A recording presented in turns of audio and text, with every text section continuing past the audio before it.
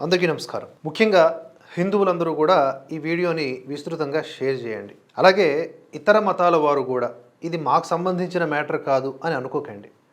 అందరూ బాగుంటేనే ఈ భారతదేశం బాగుంటుంది. ఆ విశాల హృదయాన్ని ప్రతి ఒక్కరూ కూడా అలవరుచుకోవాలి. సరే, మ్యాటర్ ఏంటి? తిరుమల తిరుపతి దేవస్థానానికి సంబంధించినటువంటి వివాదం, లడ్డూ కల్తీ. దీని గురించి ఇటీవల పవన్ కళ్యాణ్ గారు ఏం మాట్లాడారో కాసేపు అది విన్నాక, దాంట్లో ఉండే అంతరార్థాన్ని గ్రహించిన తర్వాత ప్రభుత్వం తరపు నుంచే మనకు వచ్చినటువంటి ఒక వివరణ, మహాపాపం అనే శీర్షికన ఏ విధముగా ఈ లడ్డూ కల్తీ జరిగింది, మొత్తం మాఫియా ఎలా నడిచింది నెట్వర్క్ అనేది అర్థం చేసుకునే ప్రయత్నం చేద్దాం. కలియుగ వెంకటేశ్వరుడు దైవం అనడానికి చాలా క్లియర్ కట్ ఉంది. అది ఎందుకంటే కలియుగంలో జరిగింది ఆయనే, దీనికి ఆధార పురుషుడు, ఆయన మూల పురుషుడు. అలాంటి ఆయనకి పెట్టే ప్రసాదానికి ఇంత అపవిత్రం చేసిన తర్వాత వీళ్ళు ఏమి కూర్చోండి మా తప్పు లేకుండా లేదన్నట్టుగా మాట్లాడుతుంటే వీళ్ళకి నాకు ఏం మాట్లాడాలో తెలియదు. దీనికి ఒక్కటి కూడా ప్రజలకు తెలియజేయాల్సింది ఏంటంటే దేశం ఇదే వేరే ఇస్లాంకి జరిగిన, క్రిస్టియానిటీకి జరిగిన, జీసస్ క్రైస్ట్కి జరిగిన, మహమ్మద్ ప్రవక్తకి జరిగిన, అల్లాకి జరిగిన ఇలా ఉండేది కదా అధ్యక్ష. వాళ్ళు ఆ రోజు మన కౌన్సిల్లో కూడా అలా పటాలు తీసుకొచ్చేవాళ్ళు, వేరే ఏ దేవత అయితే. బికాజ్ ఇది హిందువులు కాబట్టి వీళ్ళ కులాలతో ముక్కలుగా అయిపోయి ఉంటారు కాబట్టి, హిందువులు తమ మతాలని ఎడాపెడా వీళ్ళు జోకులు వేసుకోగలరు కాబట్టి దీనికి సీరియస్నెస్ లేదు అధ్యక్ష. Before blaming anybody else, every Hindu has to take a responsibility for this. Every Hindu. ఎందుకంటే మన ఇస్లాంని మనం ఎందుకంత కూర్చోబెట్టంత వాళ్ళు గౌరవించే విధానం చూస్తే నిజంగా మరే మనం హిందూ ధర్మాన్ని పాటిస్తాం, మనం గౌరవించుకోలేమనిపిస్తుంది మనకి. అది మిగతా మతాలను చూసి నేర్చుకోవాలి అధ్యక్ష. వీళ్ళకి ఏముంది, వీళ్ళు ఇంత మాట్లాడుతున్నారు తిరుపతి లడ్డు మీద. నిజంగా వీళ్ళు కనుక మాట్లాడితే అదే వేరే మతం గురించి ఎందుకు మాట్లాడరంటే ఓట్లు పోతాయి. హిందువుల ఓట్లు చాలా ఈజీగా ముక్కలు కులాలను చేసి పెట్టేసి పోతాయి. ఆ వెంకటేశ్వరం కాబట్టి శివుడు ఉంటాడు, శివుడు కాబట్టి అమ్మవారు ఉంటాడు, ఈజీగా. ఈ నైజం జనాల్లో మారినంత కాలం ఇలాంటివి జరుగుతూనే ఉంటుంది. వీళ్ళు ఇలాగే మాట్లాడుతూనే ఉంటారు. ఇలా నాకు తెలిసి మాట్లాడినటువంటి మొట్టమొదటి నేత పవన్ కళ్యాణ్ గారు, ముఖ్యంగా తెలుగునాట, అది కూడా అసెంబ్లీ సాక్షిగా. ఎలాంటి హిపోక్రసీ లేదు. ఒక ఇస్లాం, క్రిస్టియానిటీ లాంటి మతాల్లో ఉండే ఐక్యత హిందువుల్లో లేదు. పైపెచ్చు హిందువులే తమ దేవీ దేవతల్ని, తమ యొక్క ఆచార వ్యవహారాల్ని అపహాస్యం చేసుకుంటారు, జోకులు వేసుకుంటారు. ఇలాంటి విషయాల్లో రాజకీయాలకు అతీతంగా, కులాలకు అతీతంగా హిందూ అన్నవాడు స్పందించి ముందుకొస్తే మనకేదైతే ఈ గాయం జరిగిందో, లేకపోతే భగవంతుడి పట్ల దోషం జరిగిందో, వీటిని తీవ్ర స్థాయిలో ప్రతిఘటిస్తే అప్పుడు కదా మనం కూడా ధర్మబద్ధులం అవుతాం, మనం కూడా ఈ ధర్మం కోసం నిలబడిన వాళ్ళం అవుతాం. అలా కాకుండా పార్టీల వారీగానో కులాల వారీగానో చీలిపోయి, ఏది హిందువులే లేదు కల్తీ జరగలేదు, జంతువుల కొవ్వు కలవలేదు, ఏదో అడల్ట్రేషన్ అయ్యిందంట అంటే అది కల్తీ కాదా? కల్తీ జరిగింది అనేది రిపోర్ట్స్ ఆధారంగా మనకు కనిపిస్తున్నప్పటికీ ఇప్పటికీ కళ్ళుండి కూడా చూడలేనటువంటి హిందువులు ఎవరైతే ఉన్నారో వాళ్ళందరూ కూడా ఆ వెంకటేశ్వర స్వామి పట్ల అపరాధం చేస్తున్నవారే. ఇదే విషయాన్ని పవన్ కళ్యాణ్ గారు ఈవెన్ వైకాపా నేతలకు కూడా చెప్పారు. మీరందరూ అటు ఉండొచ్చు, కానీ ఈ ఇష్యూలో మీరు హిందువులే కనుక నిలబడండి. ఆ స్వామివారి కళ్ళలోకి చూసేటప్పుడు మీరు అప్పుడు రియలైజ్ అవుతారు. ఎందుకంటే తప్పు చేసిన వారికి మద్దతు ఇవ్వడం కూడా పెద్ద తప్పే. అలాంటి తప్పు చేసి మళ్ళీ శ్రీవారి ముందు నిలబడి మొక్కులు తీర్చుకోవడం లేదా ఇంకేదో చేయడం అంటే అదెంతటి దారుణమైనటువంటి చర్య. దయచేసి ఆలోచించండి. ఇప్పుడు ఇక ఏ విధంగా ఈ లడ్డూ కల్తీ జరిగింది అనేది ఇన్ఫర్మేషన్కి వద్దాం. దీన్ని మహాపాపం శీర్షికన టీడీపీ వర్గాల నుంచి, అలాగే ప్రభుత్వ వర్గాల నుంచి మనకు అందజేస్తున్నట్లుగా తెలుస్తోంది. The conspiracy, the syndicate, the science, the forensic evidence and the way forward అనే శీర్షికలతో ఏం జరిగింది? 59 లక్షల కేజీల కల్తీ నెయ్యిని వినియోగించారంట. ఎన్ని కోట్ల లడ్డూలు తయారయ్యి ఉంటాయంటే సుమారుగా 20 కోట్ల లడ్డూలు తయారయ్యి ఉంటాయి. అంటే ఎన్ని కోట్ల మంది దాన్ని తిని ఉంటారు, కల్తీ లడ్డూలను. అలాగే నిధుల అక్రమాల విషయానికి వస్తే 234 కోట్ల రూపాయలు ఈ డబ్బు కోసం ఇంతటి పాపానికి ఒడిగట్టారు.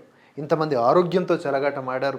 వెంకటేశ్వర స్వామి ఆయన భగవంతుడు, ఆయనకి అన్నీ సమానమే, ఆయన ఆగ్రహించాడు. కానీ ధర్మం ఏదైతే నువ్వు తప్పి ఇలాంటి అవినీతి అక్రమాలకు పాల్పడ్డావో నిన్ను ఆ కర్మనే కాటేస్తుంది. అప్పుడు శ్రీనివాసుడు వచ్చి అడ్డంగా నిలబడడు. ఎందుకంటే అతని విషయంలో తప్పు చేసినందుకు కాదు, నువ్వు దారి తప్పినందుకు. ఇక్కడ 36 మంది నిందితులు, వాళ్ళందరి మీద కూడా ఛార్జ్షీట్ నమోదైంది. 2019, 2024 మధ్య కాలంలోనే ఇదంతా జరిగినట్లుగా మనకు తెలుస్తోంది. ఈ మహాపాపంలో వ్యవస్థీకృత నేరంతో లడ్డూ ప్రసాదాన్ని అపవిత్రం చేశారు.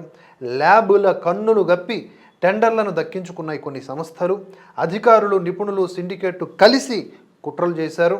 23/1/2026 అభియోగ పత్రం దాఖలు చేసిన సిట్.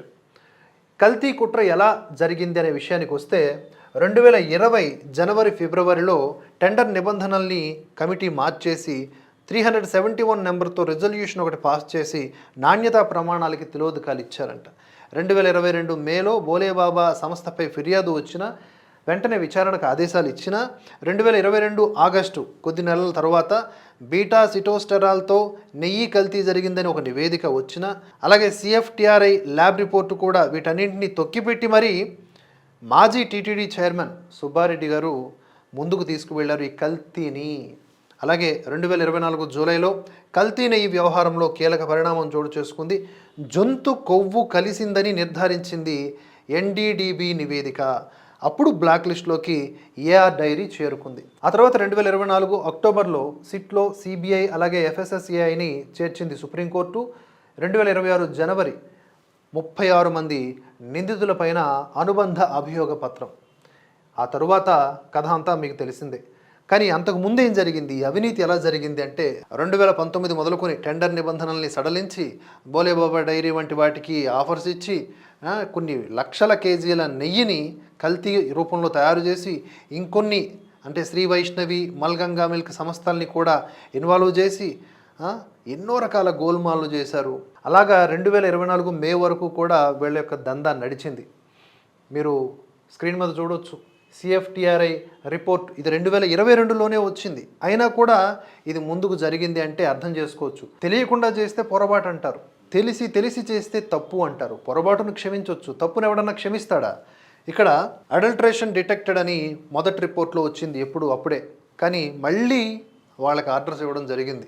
NDDB కాల్ఫ్ 23 జూలై 2024 అక్కడ కూడా high levels of lauric and myristic acids in the low fat TTD ghee samples indicate adulteration అని వచ్చింది. ఇది ఇంకో రిపోర్ట్లో కూడా. కానీ ఎక్కడొచ్చింది కల్తీ, ఎక్కడ జరిగింది కల్తీ? జంతు కొవ్వు కలిసిందన్నారు, పవన్ కళ్యాణ్ క్షమాపణ చెప్పాలి, చంద్రబాబు నాయుడు మోసం చేశాడు, ఇలా మాట్లాడారు. అంటే మీరు ఏవి నమ్మరు. అప్పుడెప్పుడో ఒక పాస్టరు బాగా తాగి రోడ్డు మీద పడి యాక్సిడెంట్కి గురై చనిపోతే అది ఇంకెవరి మీదకో నెట్టేసే ప్రయత్నం ఎలాగైతే చేశారో మూర్ఖత్వంగా, పోలీసులు ఎన్ని రకాల రిపోర్ట్లు ఇచ్చినా, ఎన్ని CCTV ఫుటేజీలు ఇచ్చినా లేదు మేము నమ్మిందే అన్నట్లుగా ఇక్కడ కూడా ఇన్ని రిపోర్ట్లు వచ్చినా, ఇన్ని ఎంక్వైరీలు జరిగినా, అన్ని ఆధారాలు కూడా చూపించినా కూడా కల్తీ జరగలేదు అని ప్రచారం చేస్తున్నారు. ఎవరు అంటే హిందువులే. ఇక్కడ ఇతర మతాలను అనాల్సినటువంటి అవసరమే లేదు. హిందువులే కదా చేసింది కల్తీ. మరి నువ్వు ముస్లింనో, క్రిస్టియన్నో లేకపోతే ఇంకో మతాన్నో అనాల్సినటువంటి కర్మ ఏమిటి? కనుక ఫస్ట్ క్వశ్చన్ చేయాల్సింది ఇలాంటి హిందువుల్ని. కులం మత్తులు, అహంకారం మత్తులు, పార్టీల మత్తులు, సినిమా హీరోల అభిమానం మత్తులు, వీళ్ళందరూ కూడా ఎవరైతే హిందువులు ఉన్నారో వీళ్ళ వల్ల ధర్మానికి ఎంత నష్టం జరుగుతుంది అంటే మాటల్లో చెప్పలేం. ఇప్పుడు ఈ రిపోర్ట్ కూడా అదే చెప్పింది కదా. టెండర్ నిబంధనలకు కూడా నీళ్లు వదిలేశారు. రోజుకి 4 లక్షల లీటర్ల పాలు కొనుగోలు చేయాలన్న నిబంధనల్ని తొలగించేశారు. నెయ్యి ఉత్పత్తిలో అనుభవాన్ని 3 ఏళ్ల నుంచి ఏడాదికి కుదించేశారు. రోజుకు 12 టన్నులుగా ఉండాల్సిన వెన్న తయారీ 8 టన్నులకు తగ్గించేశారు. డైరీల వార్షిక టర్నోవర్ 250 కోట్ల రూపాయల నుంచి 150 కోట్లకు పరిమితం చేశారు. సాంకేతిక అధ్యయనం, ఫీల్డ్ విజిట్లకు పూర్తిగా మినహాయింపించేశారు. టెస్ట్ చేయక్కర్లేదు అన్నట్టు. పాలే లేకుండా నెయ్యి తయారు చేశారు సైంటిస్టులు. అలాగే ఫుడ్ సేఫ్టీ నిబంధనల్ని కూడా నీరుగార్చారు. ముఠాగట్టిన కల్తీ రాయుళ్ళు అని చెప్పి ప్రధాన సూత్రధారులు పోమిలి జైన్, విపిన్ జైన్, బోలేబాబా ఆర్గానిక్ డైరీ. ఇక్కడ నుంచి ఎలా జరిగిందో మీరు చూడవచ్చు. ఈ నెట్వర్క్ మొత్తం అంతా కూడా ఆపరేషన్ సక్సెస్, పేషెంట్ డెడ్ అన్నట్లుగా నడిచింది. ఎక్కడా గోవులు ఉండవు, ఎక్కడ ఒరిజినల్ పాలు ఉండవు, కానీ నెయ్యి మాత్రం టన్నులు తయారవుతుంది. అంత అడల్ట్రేషన్. పాపం చేసింది ఎలా అంటే నకిలీలతో మకిలి, తప్పుడు ధ్రువపత్రాలతో నెయ్యి సరఫరా బిడ్లు వేసిన బోలేబాబా అనర్హత ఉన్న A1, A6, A19లను ముందు పెట్టి నెయ్యి సరఫరా చేశారంట. తప్పుడు రిటర్న్లతో బురిడీ చేశారంట. టీటీడీకి సమర్పించిన రిటర్నుల్లో తేడాలు, ఆన్లైన్ ఫిజికల్ రిటర్నుల్లో వ్యత్యాసాలు, ల్యాబ్ నివేదికల ఫోర్జరీ కూడా జరిగిందంట. ఒకటి కాదు, అన్ని యాంగిల్స్లో చేశారు చండాలం. అపెక్స్ ల్యాబ్ పేరుతో ఫోర్జరీ నివేదిక ఇచ్చినటువంటి మాల్ గంగా సంస్థ శాంపిళ్లు ఇవ్వకుండానే దొంగ రిపోర్టు. ప్రముఖ సంస్థల నెయ్యి నమూనాలు పంపి కల్తీ నెయ్యికి సర్టిఫికెట్లు పొందిన శ్రీ వైష్ణవి. ఇంకొక డైరీ కంపెనీ. ఈ కల్తీ నెయ్యి తయారీ ఎలా జరిగిందో చూడండి. కల్తీ నెయ్యి తయారీకి వాడినటువంటి రసాయనాలు ఇందులోనే మనం చూసుకుంటే monoglycerides and lactic acid, animal or vegetable fat అనమాట. దాని తర్వాత బీటా కెరాటిన్ రంగు కోసం, ఎసిటిక్ యాసిడ్ ఈస్టర్ వాసన కోసం, సింథటిక్ ఫ్లేవర్ నెయ్యిలా కనిపించడానికి కోసం, తర్వాత లబ్జా యాసిడ్, ఆ తర్వాత నెయ్యికి బేస్గా refined palm oil, palm kernel oil, palmolein. రసాయనాల రంగు కనిపించకుండా మాస్కింగ్ ఏజెంట్ల వినియోగం. సకల దరిద్రాలు కలిపారు. పోతారనమాట. రోజు ఎవడన్నా లడ్డు తింటే ఓ 30 రోజుల్లో పోతాడు. ఎప్పుడో ఒకసారి దర్శనానికి వెళ్ళేవాడు కాస్త అస్వస్థతకు గురవుతాడు, లేదా దీర్ఘకాలికంగా ఎప్పుడో ఒకసారి వ్యాధికి గురయ్యేటటువంటి ప్రమాదం ఉంది. ఈ రసాయనాలను కలిపి ఉంచడానికి ఎమల్సిఫైయర్లు కూడా వాడారు. మొత్తంగా ఇది లడ్డు కల్తీ ఎలా జరిగింది అంటే కళ్ళప్పగించి చూస్తే కనిపిస్తుంది. ఒక్క హిందువు గుండె కూడా చివుక్కు మనదు, ఒక్కడికి కూడా బాధ ఉండదు. మనకి ఎందుకంటే వైకాపా, టీడీపీ, బీజేపీ, ఎవడికి కావాలి బోడి పార్టీలు? సనాతన ధర్మమే కోల్పోతూ ఉంటే, ఆ ధర్మంలోనే నువ్వు భ్రష్టుడివై ఉంటే, కళ్ళుండి కూడా ప్రశ్నించకపోతూ ఉంటే, ఈ పాపాలకు పాల్పడినటువంటి ప్రతి ఒక్కడిని కూడా మనం బహిష్కరించాలి కదా. అలాగే అవినీతి లంకెలు అంటూ గేట్ కీపర్లకు కూడా ఎరవేశారంట. టీటీడీలో సాంకేతిక నిపుణులకు ప్రలోభం, ఖరీదైన ఫోన్లు, బంగారం, వెండి కాయిన్ల ఆఫర్ అంట. ప్లాంట్ తనిఖీల్లో అనుకూల నివేదికలు ఇచ్చిన టీటీడీ నిపుణులు. బత్తుల సురేంద్రనాథ్, డాక్టర్ కులకర్ణి జయరాజారావులకు లంచాల ఎర. చచ్చిపోండ్రా మీరు, ఎందుకు వేస్ట్గా మీ బతుకు. ఇంటి దొంగల భాగోతం. ఎక్యూషన్ నెంబర్ 24 కాడూరు చిన్నప్పన్న. ఇతగాడు కిలో నెయ్యికి 25 రూపాయలు కమిషన్ డిమాండ్ చేశాడంట. కల్తీ నెయ్యి అన్లోడింగ్ సమయంలో లంచాలకు పడిపోయిన సిబ్బంది, నెగిటివ్ రిపోర్ట్లను తొక్కిపెట్టిన గోడౌన్ సిబ్బంది. ఈ ఓవరాల్ రిపోర్ట్లో వాడినటువంటి పదాలు చూసుకోండి. భాగవతం, కుంభకోణం, ముడుపులు, తిలోదకాలు, ఇవన్నీ కూడా హిందూ ధర్మానికి సంబంధించినటువంటి పదాలే. వాటిని ఈ విధంగా మార్చేశారు. దరిద్రం కొద్దీ ఇక్కడ మనం ఫ్లోలో చదివేస్తున్నా కూడా నేను దాన్ని మార్చి చెప్తున్నాను. లంచాలు తీసుకొని కల్తీకి యథేచ్ఛగా సహకారం. కల్తీ నెయ్యి సరఫరాదారులతో చేతులు కలిపినటువంటి సిబ్బందికి ప్రోటోకాల్ దర్శనాలు. చూడండి, ఇక్కడ మనకు కనిపిస్తూ ఉన్నాయి మోనోగ్లిజరైడ్స్, ఎసిటిక్ యాసిడ్ డ్రమ్ములు కూడా స్వాధీనం చేసుకున్నారు. అంటే దేంతో కల్తీ చేశారో అవి కూడా దొరికినాయి. ఆధారాలు లేవంటున్నారు కదా. అలాగే వాట్సాప్ చాట్లు, ఫేక్ ఇన్వాయిస్లు, ఖాళీ రసీదులు స్వాధీనం చేసుకున్నారు. లంచాల వివరాలతో డైరీని కూడా సీజ్ చేశారు. లంచంగా ఇచ్చిన ఖరీదైన ఫోన్లు కూడా దొరకబుచ్చుకుంది సిట్. ఇవన్నీ ఆధారాలు కావా?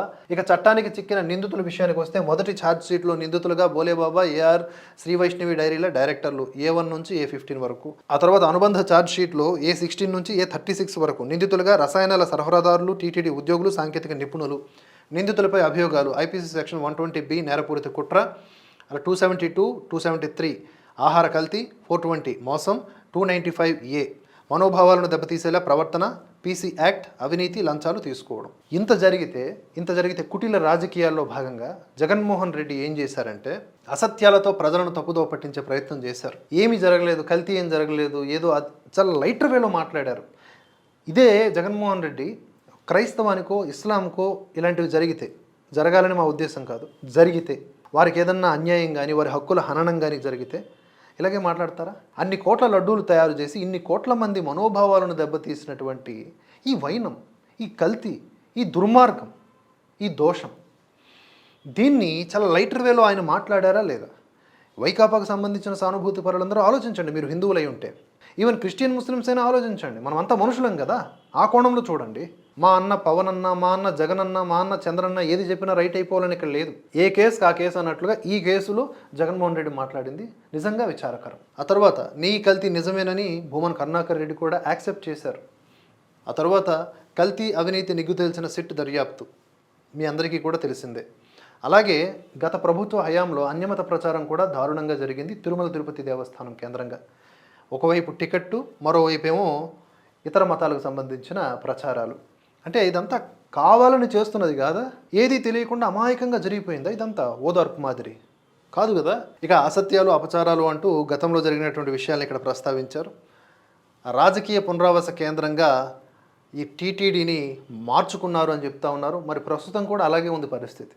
రాజకీయ పునరావాస కేంద్రంగా ఎప్పటి నుంచో ఉంది, ఇప్పుడు కొంచెం మారిందేమో, ఇంకా మారాల్సిన అవసరం చాలా ఉంది. కాబట్టి టీడీపీ ఆ దిశగా ఆలోచించి టీటీడీని కాపాడాలి. టీటీడీని కాపాడడం అంటే సనాతన ధర్మాన్ని రక్షించడమే.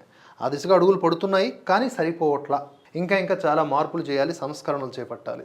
కల్తీ నెయ్యితోనే వాళ్ళ పాపాలు ఆగలేదు. పవిత్ర పరకామణిలో చోరీ, హుండీలోని విదేశీ కరెన్సీ బంగారం యథేచ్ఛగా దోపిడీ. 2023 ఏప్రిల్లో విదేశీ కరెన్సీ చోరీ చేస్తూ దొరికిపోయిన పరకామణి క్లర్కు సివి రవికుమార్ దేవుని సొమ్ము కాజేస్తే లోక్ అదాలత్లో నాటి ప్రభుత్వ పెద్దల రాజీ. 2025లో రాజీ వ్యవహారం రద్దు చేసిన ఏపీ హైకోర్టు. ఈ ఘటనలో సిఐడి ఏసీబీ విచారణలకు ఆదేశం. కేసు విచారణ అధికారి సతీష్ కుమార్ అనుమానాస్పద మృతి. పరకామణి చోరీ చిన్నదేనంటూ వెటకారమాడిన వైఎస్ జగన్. పింక్ డైమండ్ సహా ఎన్నో అంశాల్లో బట్టబయలైన జగన్ తప్పుడు ఆరోపణలు. తిరుమల ఆచారాలను ధిక్కరించినటువంటి జగన్ హిందూయేతరులు ఎవరు కూడా తిరుమల కొండకు వచ్చినా ఏడుకొండల వాడి పట్ల భక్తి నమ్మకం ఉన్నాయని డిక్లరేషన్ ఇవ్వాలని 311 జీవో చెబుతోంది. డిక్లరేషన్పై సంతకానికి నిరాకరించినటువంటి వైఎస్ జగన్మోహన్ రెడ్డి హిందూ మతంపై నమ్మకం లేదని తన చర్యలతో స్పష్టం చేసిన జగన్ అంటూ కూడా ఇక్కడ టీడీపీ విమర్శగా, అలాగే హిందువులు కూడా ఆలోచిస్తే అది విమర్శ కాదు నిజమే అనిపిస్తుంది. అలాగే దానికి సంబంధించిన సాక్ష్యం కూడా చూడొచ్చు. జగన్మోహన్ రెడ్డి కానీ ఎక్కడ సంతకం చేసి ఉండరు, డిక్లరేషన్ ఫామ్ మీద సంతకం చేసి ఉండరు. YS Jaganmohan Reddy belong to పలానా religion, however I have faith in Lord Venkateswara and reference to him and to his worship I may be permitted to enter the temple and have darshan of the lord అనేటటువంటి ఒక declaration మీద సంతకం చేయాల్సింది. కానీ ఆయన చేయలేదు, cancelled అని ఉంది ఇక్కడ. ఇప్పుడు ఇది 2017కు సంబంధించిన డిక్లరేషన్ ఫామ్. ప్రణాళికాబద్ధంగా హిందూ మతంపై దాడి జరిగింది 2019, 2024. ఎక్కడ ఏ ప్రభుత్వం ఉన్నా కూడా జరుగుతున్నది హిందువుల మీద దాడులే ఎక్కువగా. 2019, 2024 మధ్య 2032 దేవాలయాల మీద దాడులు జరిగాయంట. విగ్రహాల అపవిత్రం విషయానికి వస్తే 32, విగ్రహాల చోరీ విషయానికి వస్తే 59. విగ్రహాలు పోతే ఏముంది, ఇంకో విగ్రహం పెట్టుకోవచ్చు కదా అని ఇదే వైకాపా నేతలు మాట్లాడారు. ఇప్పుడు అడ్రస్లు లేకుండా పోయారు. పిచ్చివాళ్ల చేష్టలు, వీధి కుక్కలు, గుప్త నిధుల వేట అంటూ తేలిగ్గా తీసుకున్న నాటి ప్రభుత్వం దాడుల కుట్రదారులపై లేని చర్యలు. విగ్రహాల విధ్వంసం ఆనవాళ్ల విషయానికి వస్తే 2020 సెప్టెంబర్ అంతర్వేది రథం దగ్ధం, 2020 డిసెంబర్ రామతీర్థంలో రాముడి విగ్రహం ధ్వంసం, 2022 అక్టోబర్ హిందూపూర్లో అనంత పద్మనాభ స్వామి ఆలయంలో నంది విగ్రహం చోరీ, 2023 జూన్లో పురుషోత్తపురంలో ఆలయంలో దోపిడీ, 2021 జనవరి విజయవాడ బస్టాండ్లో సీతాదేవి విగ్రహం ధ్వంసం, 2020 సెప్టెంబర్ బెజవాడ దుర్గమ్మ వెండి సింహాల చోరీ, 2020 ఫిబ్రవరి బిట్రగుంట శ్రీ వెంకటేశ్వర స్వామి రథం దగ్ధం. చేస్తున్న వాళ్ళందరూ కూడా ఎవరంటే మతి స్థిమితం లేని వాళ్ళు. 7 కొండలు కాదు 2 కొండలని ఉత్తర్వులు, అలనాటి ఉత్తర్వులు, అవి కూడా ఇక్కడ మనకు కనిపిస్తూ ఉన్నాయి. భగ్గుమన్న హిందూ సమాజం ఆందోళనలతో తప్పుదిద్దుకున్న ప్రభుత్వం. ముందైతే ఆర్డర్ పాస్ చేసినారు, ఎప్పుడు 2025. అప్పుడు ప్రిన్సిపల్ సెక్రటరీ టు గవర్నమెంట్ ఎవరంటే ఎం శామ్యూల్ అంట. వీటి గురించి ఏ హిందువు మాట్లాడే? కట్టర్ హిందువుల గురించి అనట్లా, సెక్యులర్ హిందువులు. సమాజం మరిచిపోని నాటి వాస్తవాలపైన నేడు ఫేక్ ప్రచారం అంటూ ఓవరాల్గా ఈ రిపోర్ట్ మనకు చెబుతోంది, పీడిఎఫ్. సో ఇప్పటికీ మీకేమనిపిస్తోంది? ఇన్ని విషయాలు చెప్పినా కూడా ఇదంతా రాజకీయము, తిరుమల తిరుపతి దేవస్థానం విషయంలో అసలు ఎటువంటి దోషం జరగలేదు, గత ప్రభుత్వం కానీ అంతకుముందున్న ప్రభుత్వాలు కానీ ప్రస్తుత ప్రభుత్వం కానీ చాలా గౌరవాత్మకంగా సాగుతూ ఉన్నాయి హిందువుల పట్ల అని మీరు అనుకుంటున్నారా? పర్టిక్యులర్లీ వైకాపా వ్యవహరించినటువంటి తీరు సమర్థనీయమైన, ఎందుకంటే తప్పు అని తెలిసిన తర్వాత కూడా దాన్ని కవర్ చేసుకోవడానికి చేసే ప్రయత్నం. ఎందుకంటే అధికారులు ఒకవేళ తప్పులు చేసి ఉంటారు కదా, వీళ్ళ ఇన్వాల్వ్మెంట్ లేదు అనుకుంటే వాళ్ళని పనిష్ చేయండి. మేమైతే అధికారాలు ఇచ్చాము, మేమైతే బాధ్యతలు ఇచ్చాము, వాళ్ళు నిర్వర్తించకపోతే మీరు ఇప్పుడు అధికారంలో ఉన్నారు, వాళ్ళని పనిష్ చేయండి అని ముందుకు వచ్చి హిందువులందరి తరపున మాట్లాడాల్సింది పోయి అక్కడేమి కల్తీ జరగలేదని మాట్లాడతారే సిగ్గు లేకుండా. మళ్ళీ అదే వెంకటేశ్వర స్వామిని వారంకి ఒకసారి దర్శించుకుంటూ ఉంటారు విఐపి కేటగిరీలో. ఆలోచించండి, హిందువులు ఇప్పటికన్నా కట్టర్ హిందువులు ఎలాగో అర్థం చేసుకుంటారు, వాళ్ళకి కులాలు ఉండవు, కేవలం సెక్యులర్ హిందువులే. వీరు ఈ సెక్యులర్ హిందువులు అన్ని మతాలు సమానం అంటారు, కులాలు మాత్రం సమానం కాదంటారు. కుల పిచ్చి ఉన్నది సెక్యులర్ హిందువులకే. వీళ్ళకున్న పిచ్చి వల్ల సనాతన ధర్మంలో ఈ వర్ణ వివక్ష కుల వివక్ష ఉందని చెప్పేసి వీళ్ళందరూ కూడా నిత్యము అదే పనిగా బురద జల్లుతూ ఉంటారు. ఈ సెక్యులర్ హిందువులకు ఉన్నటువంటి కుల పిచ్చి, కులహంకారం, పార్టీల పిచ్చి ఇవన్నీ కలిపి అది హిందుత్వాన్ని కంటగడితే ఎలాగా? కనుక సెక్యులర్ మత్తులోంచి బయటకు వచ్చి ఒక ముస్లిం, ఒక క్రిస్టియన్ని చూసి నేర్చుకోండి. వాళ్ళంతా ఐక్యంగా ఉన్నారో మనమంతా ఐక్యంగా ఉండాలి, వాళ్ళు మనము కూడా ఐక్యంగా ఉండాలి. యావత్ భారతీయులందరూ కూడా ఈ భారతదేశం కోసం తప్పించాలి, కష్టపడాలి. ఏ నమ్మకాలు ఉన్నా ఇంటి లోపల పెట్టుకొని బయటికి రాగానే భారతీయుడు అనే ఐడెంటిటీతో ముందుకు సాగాలి. ఇలాంటి ఏమన్నా దోషాలు, తప్పులు, అవినీతి కార్యక్రమాలు బయటపడినప్పుడు ముక్త కంఠంతో ఖండించాలి. వెంకటేశ్వర స్వామి కేవలం హిందువుల దేవుడే కాదు, ఆయన హిందువుల యొక్క నమ్మకము, ఆ నమ్మకాన్ని మేము గౌరవిస్తామని ముస్లింలు, క్రిస్టియన్లు కూడా ముందుకు రావాలి. అది గొప్ప హృదయం అవుతుంది. సో ఇక మీరేమంటారు? ఒపీనియన్స్ని కామెంట్స్ రూపంలో తెలియజేయండి. మరొక అంశంతో మళ్ళీ కలుసుకుందాం. జై హింద్, జై భారత్.